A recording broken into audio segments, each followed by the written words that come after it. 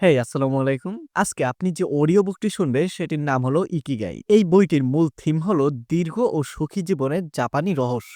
বইটি লিখেছেন hectare Garcia এবং ফ্রান্সিস মিরালস। চলুন তাহলে শুরু করি এই বইয়ের মূল গল্প। শুরু করব অধ্যায় ১ থেকে, যার নাম ইকিগাই অর্থাৎ জীবনের মূল্য। যার মূল থিম হলো বৃদ্ধ হতে হতে তরুণ থাকো। কখনো কি নিজেকে প্রশ্ন করে দেখেছেন আপনার অস্তিত্বের কারণ কি? জাপানের মানুষেরা মনে করে প্রতিটি মানুষের জীবনে কোনো না কোনো ইকিগাই অর্থাৎ জীবনের মূল্য থাকে। হয়তো ফ্রান্সের লোকেরা একে জীবনের উদ্দেশ্য বলবেন। কিছু লোক তাদের ইকিগাই বা জীবনের মূল্য খুঁজে পেয়েছে, অন্যরা এখনো খুঁজছে, যদিও তারা এটি তাদের মধ্যেই বহন করে। প্রত্যেকের মধ্যে ইকিগাই লুকিয়ে থাকে, তবে তা খোঁজার জন্য সময়ের প্রয়োজন। ওকিনাওয়া গ্রামের বাসিন্দাদের মতে সকালে ঘুম থেকে ওঠার পিছনে একটাই কারণ কাজ করে, আর তা হলো তাদের পাওয়া ইকিগাই। এটি পরিষ্কারভাবে সংজ্ঞায়িত যে ইকিগাই আমাদের জীবনে সন্তুষ্টি, সুখ এবং অর্থ নিয়ে আসে। এই বইয়ের উদ্দেশ্য হলো আপনাকে আপনার খুঁজে পেতে সাহায্য করা এবং শরীর, মন, আত্মার দীর্ঘস্থায়ী স্বাস্থ্যের উপর জাপানি দর্শনের অন্তর্দৃষ্টি বিনিময় করা। আপনি জাপানে বসবাসকারী একটি আশ্চর্যজনক বিষয় লক্ষ্য করেছেন। জাপানে বসবাস করে অবসর নেওয়ার পর লোকেরা কিভাবে সক্রিয় থাকে? প্রকৃতভাবে জাপানের মানুষ অবসর নিতে জানেন না। যতক্ষণ তাদের স্বাস্থ্য অনুমতি দেয় ততক্ষণ তারা যা পছন্দ করে তাই করতে পারে। প্রকৃতপক্ষে জাপানে এমন কোনো শব্দ নেই যা দিয়ে ইংরেজি রিটায়ার শব্দটির যথার্থ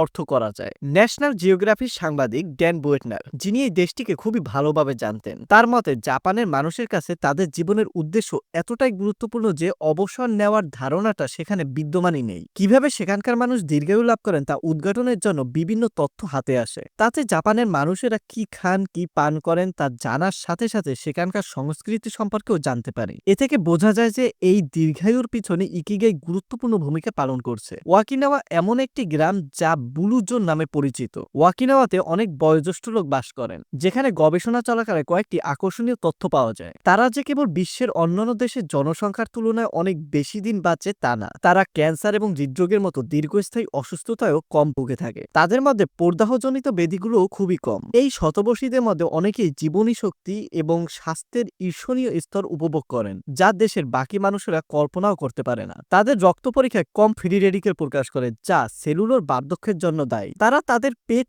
৮০% খাবার এবং বাকি অংশ চা দিয়ে ভরায়। ঋতুরা শেষ হবার পরও সেখানকার মহিলারা যথেষ্ট সুস্থ থাকেন এবং পুরুষ এবং মহিলারা উভয়ই অনেক বয়স পর্যন্ত যৌন হরমোনের উচ্চ স্তর বজায় রাখেন। ডিমেনশিয়ার হার এখানে বিশ্বব্যাপী গড় থেকে অনেক কম। ডিমেনশিয়া একটি রোগ, যদিও এই বইয়ের আলোচ্য বিষয় এগুলো নয়, তবে তাদের দীর্ঘ জীবনের ইকিগাই এর অবদান কতটুকু তা স্পষ্ট করতে হবে। জাপানের ভাষায় ইকিগাই শব্দটির অর্থ জীবন। এই শব্দটি যদি আমরা দুটি ভাগে লিখি তার অর্থ হলো প্রথম হবে প্রথম শ্রেণীর যোদ্ধা, যিনি সর্বদা যুদ্ধে প্রথম স্থানে থাকেন, এবং দ্বিতীয়টি হলো সুন্দর। ৫টি ব্লুজোন। ব্লুজোনে প্রথম স্থানে ওকিনাওয়া গ্রামের মানুষদের দেখা যায়। পৃথিবীর অন্যান্য প্রান্তের তুলনায় ওকিনাওয়া মহিলারা অনেক বেশি দিন বেঁচে থাকে এবং সুস্থ জীবন অতিবাহিত করতে সক্ষম হয়। ডেন বুটেনার এমন ৫টি বিষয় তার গ্রন্থে অন্তর্ভুক্ত করেছিল, তার নিম্নে আলোচনা করা হলো। নাম্বার ১, ওকিনাওয়া জাপান অর্থাৎ জাপানের দক্ষিণ প্রান্ত। সেখানকার মানুষেরা খাদ্য তালিকায় টফুর মতন উপকারী সবজি রাখেন। সেই সাথে তারা ইকিগাই সম্পর্কে অবগত হন এবং বন্ধুদের সামান্য স্পর্শ তাদের দীর্ঘায়ু প্রদান করে। সার্ডেনিয়া ইতালির লোকেরা খুব বেশি পরিমাণ সবজি খান এবং ১ অথবা ২ গ্লাস মদ্যপান করেন। ওকিনাওয়ার মতো এখানকার মানুষরাও মনে করেন সামাজিক দিক থেকে মানুষের মধ্যে যে বন্ধন আছে সেটি তাদের দীর্ঘদিন বাঁচিয়ে রাখতে সাহায্য করে। নাম্বার ৩, ওক লিন্ডা, ক্যালিফোর্নিয়া। যুক্তরাষ্ট্রের লোকদের মতে এরাই সবচাইতে বেশি দীর্ঘজীবী হয়। Number ৪, the Nicoya peninsula, Costa Rica. এখানকার লোকেরা ৯০ বছর বয়সেও সক্রিয় থাকেন। এখানকার লোকেরা সকাল ৫:৩০টায় ঘুম থেকে ওঠেন এবং মনের আনন্দে মাঠে কাজ করেন। ইকেরিয়া, গ্রিস, টার্কি অঞ্চলে সমুদ্রের ধারে বসবাসকারী প্রতি ৩ জনের ১ জন ৯০ বছরের বেশি আয়ু লাভ করেন, অথচ যুক্তরাষ্ট্রে এর গড় মাত্র ৯%। এজন্য একে বয়স্ক ব্যক্তিদের দ্বীপ বলা হয়। ৫০০ বছর ধরে যে তারা জীবনযাপন করছেন এর পিছনে সেটার গুরুত্বপূর্ণ অবদান আছে বলে মনে করা হয়। ওকিনাওয়া দ্বীপের বাসিন্দারা কিভাবে দীর্ঘায়ু লাভ করেন এই পুস্তকের পরবর্তী ভাগে আমরা সে বিষয়ে জানব এবং এর পেছনে কি কারণ আছে সেটাও জানব। এই ৫টি অঞ্চলের মধ্যে ৩টি হলো দ্বীপ। সেখানে জীবনযাপনের জন্য প্রয়োজনীয় সামগ্রীর যথেষ্ট অভাব রয়েছে। এ কারণে এই অঞ্চলে মানুষের একে অপরের সাহায্য করা ছাড়া আর কোনো পথ নেই। অন্য মানুষকে সাহায্য করাই কিছু মানুষের ইকিগাই, আর সেটাই তাদের দীর্ঘ জীবনের রহস্য। যারা এ বিষয় নিয়ে গবেষণা করছেন তাদের মতে দীর্ঘায়ু জীবনের পেছনে যে রহস্য লুকিয়েছে তা হলো খাদ্যাভ্যাস, ব্যায়াম, ইকিগাই সম্পর্কে জানা ও সামাজিক সংযম। এই সমাজের সদস্যরা সামাজিক জীবন এমনভাবে পরিচালনা করেন যেন সামাজিক চাপ কম হয়। তারা আমিষ খাবার কম খান, উত্তেজক পদার্থের সেবন কম মাত্রায় করেন এবং নামমাত্র মদ্যপান করেন। শরীরের সঠিকভাবে পরিচালনার জন্য প্রতিদিন হালকা ও প্রয়োজনীয় ব্যায়ামের আশ্রয় নেন, হাঁটেন এবং সবজি বাগানে কাজ করেন। গাড়ির বদলে পায়ে হেঁটে যাতায়াত করা তাদের কাছে অনেক পছন্দের। এদের মধ্যে বেশিরভাগ লোক নিজেদের বাগানে কাজ করেন, তাদের মধ্যে এই অনুশীলন প্রায় স্বাভাবিক। তারপর হলো ৮০% রহস্য।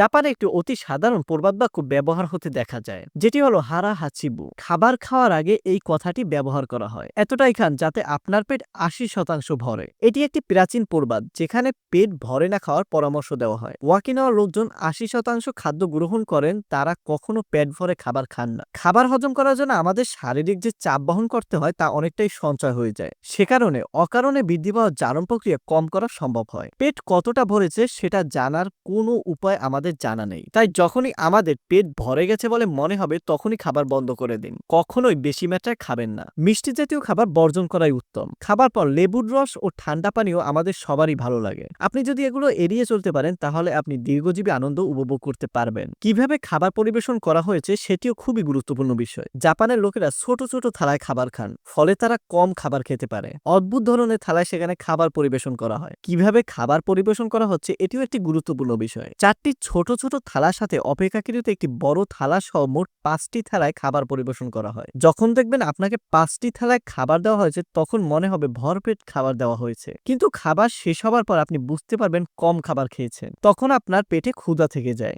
যখন কোনো বিদেশি মানুষ জাপানে কাজ করতে যান তখন তাদের ওজন কমে যায়। সম্প্রতি একটি গবেষণায় দেখা গেছে সেখানকার মানুষ জনপ্রতি 1800 থেকে 1900 ক্যালোরিজ গ্রহণ করে। যুক্তরাষ্ট্রের লোকদের মাংসপেশির সূচক 26 থেকে 27 হয়। ওকিনাওয়ার মানুষদের 19 থেকে 22 হয়। ওকিনাওয়াদের খাদ্য সংস্কৃতির মান খুব উচ্চমানের। তারা সপ্তাহে 3 বার টফু, শালগম ও মাছ খান। প্রতিদিন 30 গ্রাম সবজি খান। পুষ্টি সংক্রান্ত যে অধ্যায়টা আছে সেখানে বিস্তারিত 80% রহস্যের মধ্যে কি কি আছে সেটা জানবো। ওকিনাওয়ার মানুষদের কাছে জীবনের আরেক নাম হলো বন্ধুত্ব। তারা বন্ধুর মতন ব্যবহার করে আশেপাশে মানুষদের সাথে। এটি তাদের সংস্কৃতির একটি অঙ্গ।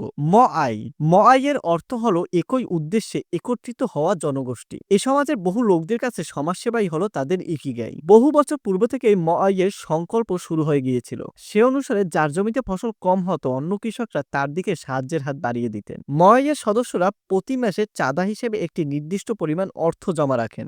যখন তাদের দেখা হয় তখন তারা সঞ্চিত টাকা থেকে খাবার খান, গল্প করেন এবং জাপানি দাবা খেলেন। এই সমস্ত কিছুর পর যে অর্থ থেকে যায় তা ওই দলের কোনো এক সদস্যের হাতে তুলে দেওয়া হয়। সেটা অবশ্যই সিদ্ধান্ত অনুযায়ী তুলে দেওয়া হয়। আর এভাবেই মআই সদস্যদের আর্থিক সংকট পূরণ করে। যদি মআইয়ের সদস্যদের অতিরিক্ত অর্থের প্রয়োজন হয় তবে তাকে ঋণ দেওয়া হয়। দলকে কিভাবে উন্নত করা যায় এজন্য প্রত্যেক সদস্য তাদের দায়িত্ব পালন করেন দিনের পর দিন। প্রত্যেক সদস্যের মধ্যে একটি নিরাপত্তার ভাবনা থাকে। তারা জানেন সাহায্যের জন্য প্রতিটি সদস্যের পিছনে একটি দল আছে। এই ধরনের মানসিকতা তাদের দুশ্চিন্তা থেকে দূরে রাখে এবং আয়ু বাড়াতে সাহায্য করে। এখন পর্যন্ত এই বই থেকে আমরা অতি সংক্ষিপ্ত কিছু জানতে পেরেছি। আমরা আধুনিক জীবনে অকাল বার্ধক্যের কয়েকটি কারণ দেখব এবং তারপর ইকিগাই সম্পর্কিত বিভিন্ন কারণগুলো বিশ্লেষণ করব। এই হলো ইকিগাই বইয়ের চ্যাপ্টার 1 এর কাহিনী। আমরা এর পরবর্তী ভিডিওতে চ্যাপ্টার 2 সম্পূর্ণভাবে শুনব।